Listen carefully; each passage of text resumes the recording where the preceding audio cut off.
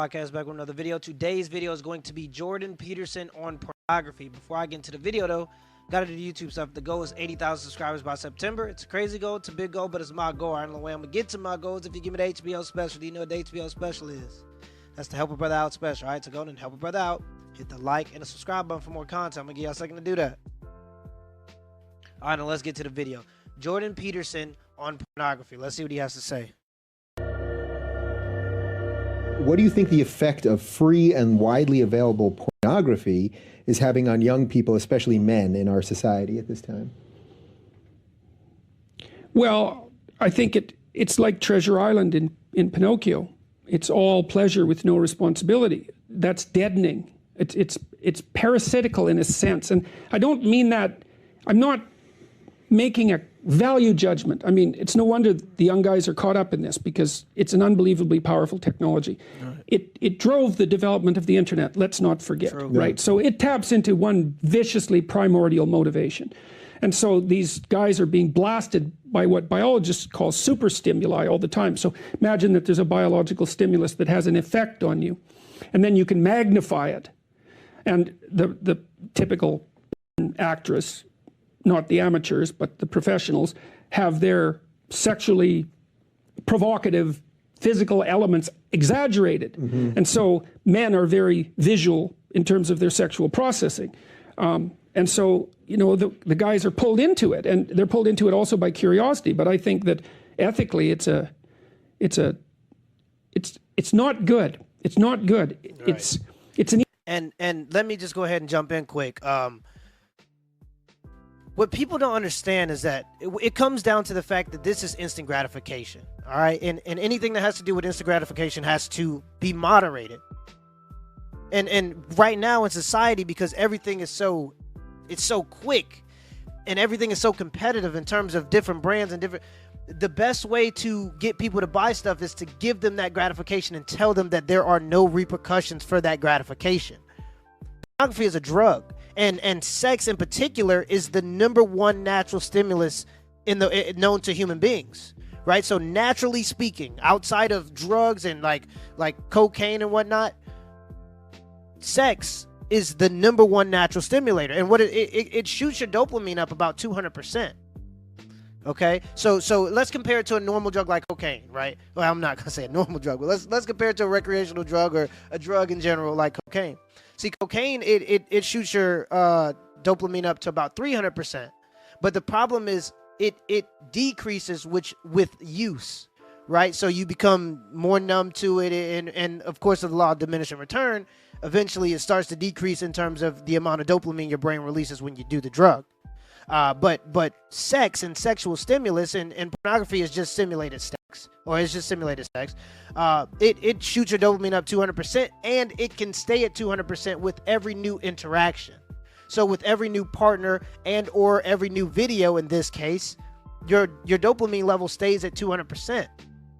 And that amount of gratification without any effort, it can destroy you as a person. Anything that is instantly gratifying, if you don't practice it in moderation, it can destroy you. For example, a pizza, right? I mean, if you think about how many calories is in a pizza, and if you think about what a person may have had to done to get that amount of calories or that amount of stimulus in terms of sugar and salt and just sodium and goodness, whatever it may be, you'd had to go out and hunt. If you wanted a steak, you had to go out and hunt for 2, 3, 4, 5, 6 hours all day.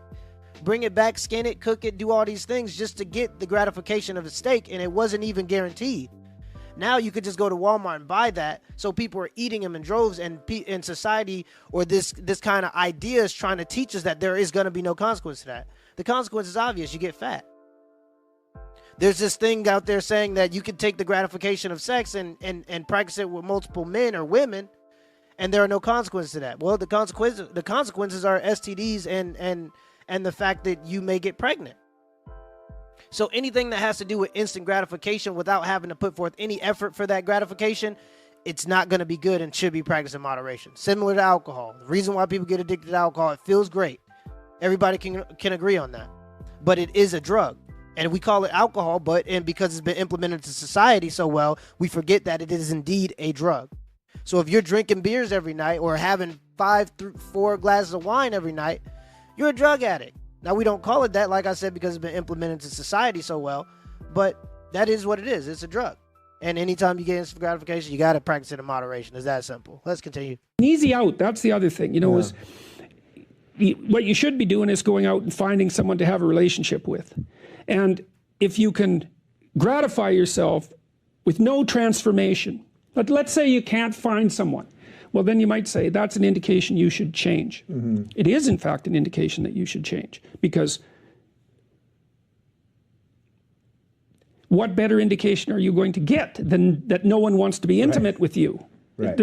It's the ultimate rejection, and that's partly why men are terrified of it, and I understand that. And I also understand the MGTOW guys, who are just recommending that men don't enter into long-term permanent relationships with women. I understand where they're coming from, although I called them pathetic weasels a while back. I shouldn't have done that. See, that's where I said, are you worried about every little thing that you say? Once you say some... Well, they're providing a lot of young guys who need a kick to go out there. Right, they're actually giving them the back door. They're giving them a rationale, and I've seen this have very detrimental effects on a number of people already, and partly in my clinical practice, because these guys, the young guys who aren't successful, they're looking for a reason why women are terrible, because otherwise they have to think, well, they're just not presentable, which is what they do have to think, because that's almost the definition of presentable, right? So, and then the MGTOW guys give them a rationale. We are in a gynocentric world, and females have got control, and they'll like wipe you out if they have the opportunity. It's like, well, some females will do that to some guys some of the time, and sometimes it's brutal. I've had clients who've been dragged through the court systems and just ruined, and I was unable to help them. I did everything I could to maneuver and negotiate and plan and strategize so carefully to get them to do everything right, and it didn't help.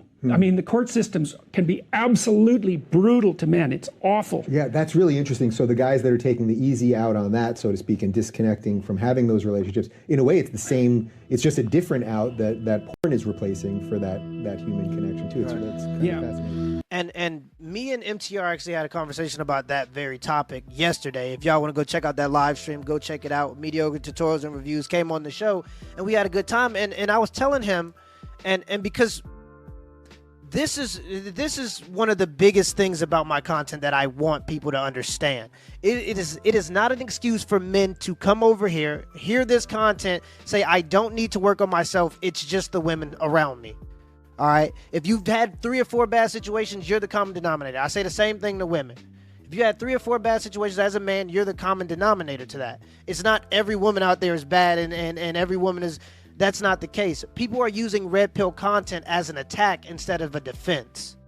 All right, so you should be using this to have a different perspective, to go out into life and to understand, hey, certain people do this, certain people do that. Let me watch out for that so I don't fall victim to that behavior. But at the same time, you always have to work on yourself at the end of the day. All right, if you're not attractive to women, go out and make some money. I'm sure it'll make you look way better. All right, that's just what it. That's what it. If your dating pool is small and it's consistent of women you don't enjoy, women that are unattractive, women you think have certain attitudes towards you or whatever it may be, add more value and you'll have access to a larger pool of women. Similar to what I say to women. If there's a woman on here, she's a single mother or she's overweight. If you want to increase your dating pool, lose the weight. I always say, and people just take these things as though it's just for the women. No, for guys too. If you want a bigger dating pool, do better. It's that simple. This is not an excuse to just go out and be a bum. You're probably not selected because you're not selectable, similar to some women. Fortunately enough for women, they get a little card because they have innate value just by having a certain sexual organ, but still. Nonetheless, men have to learn how to add value, and that's what this content is about. It's about bettering yourself and understanding certain elements of human nature so that you can avoid those people on your journey to being better. Till next time.